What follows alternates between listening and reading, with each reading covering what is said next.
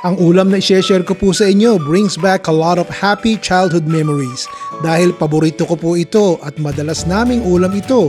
Minsan po karning baka niluluto, ngayon naman manok para mas affordable sa nakararami. Mainit na po yung mantika, oh. Nakita nyo, nilagyan ko na ng piraso ng manok. Teka muna, itataob natin. Yung balat dapat ang nasa mantikang mainit eh. Oh, ito po yung 4 na piraso kanina. Hiniwa ko sa 2 para 8 na ang kumain. Eh, yung mantika naman, pangalawang beses ko nang ginamit dahil kahapon po nagprito din ako ng manok. Lalagyan ko na ng paminta. At saka 1 kutsarang patis para may timpla na. Hayaan po nating maluto. Pumula yung manok at masangkot siya ng sandali. Takpan po natin. O 3 minuto. Balik na rin natin ha. Ayan, medyo luto-luto na. Kung nag-i-enjoy po kayo sa mga gatong ulam, pakiclick nyo nga yung subscribe at you can help me grow my YouTube channel. Maraming salamat po. May buto po ito at saka may balat. Mangyari, tatanggalin ko muna ha.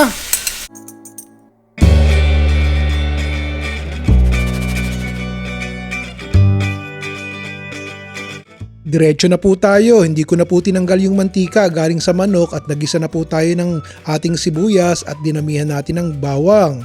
Yung iba po yung nagsasabi unahin daw po ang bawang pero dapat po siguro ang unahin natin sarili natin. Ano po ba? Isunod na po natin ang ating kamote. Gusto ko po medyo prito-prito yung kamote kaya inuna ko na po. Malalaki pong pirasong kamote ito. Takpan po natin at hayaan natin lumambot. Dali lamang yung kamote. Halu-haluin natin at baka naninikip na. Sasabawan ko na po ha. Ito po 4 na tasa ng tubig pero 2 lang po ang lalagay ko. 2 tasa lamang. Mamaya, tingnan natin kung kulang. Dapat po ang susunod na ricado dito ay tomato sauce, tomato paste o kamatis. Wala nang kamatis ha, ketchup na lamang. O 2 kutsarang ketchup. Sige po, haluin natin yan. O kumukulo na, ilagay na po natin ulit yung ating manok. O yan, kasama yung mga manti-mantika. Ilubog po natin yung manok dun sa kumukulong tubig. Sarap po natin at lutuin natin sandali. O makalipas ang 2 minuto, ilagay na po natin itong 1 latang pork and beans. Haluin po natin ha. At nang sumama yung lasa ng pork and beans. Minsan nililigis nyo rin para talagang kumapit yung lasa ng tamis at alat ng beans dun sa sabaw. Masarap yun. Dadagdagan ko pa po ng 1 tasang tubig at baka po mamaya malabog yung kamote lumapot yung sabaw, matuyo. So yan, 3 tasang tubig yan. O, tignan natin, 10 minuto. Nako, bango. Ang bango-bango po ng niluluto ko. Malambot na yung ating kamote.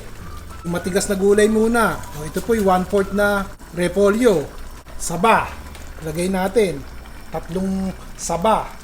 Sa amin po kasi hindi na binabalatan yung saba basta hugasan nyo. Bichuelas, Baguio beans. Yan. Takpan po natin. Ay, teka, sandali. Lalagay ko yung tangkay ng pechay. Matigas din yun Yan. Pagkatapos ng 2-3 minuto, ganda ng kulay. Huwag nyo lalabugin yung gulay ha. Sayang ang nutrisyon. Lagi ko sinasabi. Isang halo lang ng ganyan, no? Medyo malutong-lutong pa yung ating bichuelas at repolyo pero okay na yun. Okay na po natin itong pechay.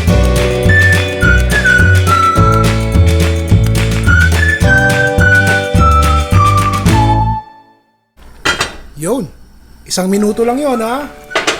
Hahaluan ko lang po sandali at nang makita nyo kung gaano kasarap itong ating niluluto. Maganda nalabog na yung kamote. Sumama yung kamote dun sa sabaw. Yun ang masarap, matamis, maalat, malinamnam. Papatayin ko na po yung apoy. Madalas po ang ginagamit natin sa pagluluto ng putsero, ang alam ko yung bubang hita ng baka. Minsan naman, nagluto na rin po ako, pata ng baboy, matagal nga lang palambutin. So ito naman, manok at nang mura-mura na, madali pang lutuin, hindi aksaya sa gasol. Hindi ko inaasahan, isang malaking kaldero pala itong nilabasan ng ating putserong manok. Ilalagay ko na po dito sa aking mahabang malukong.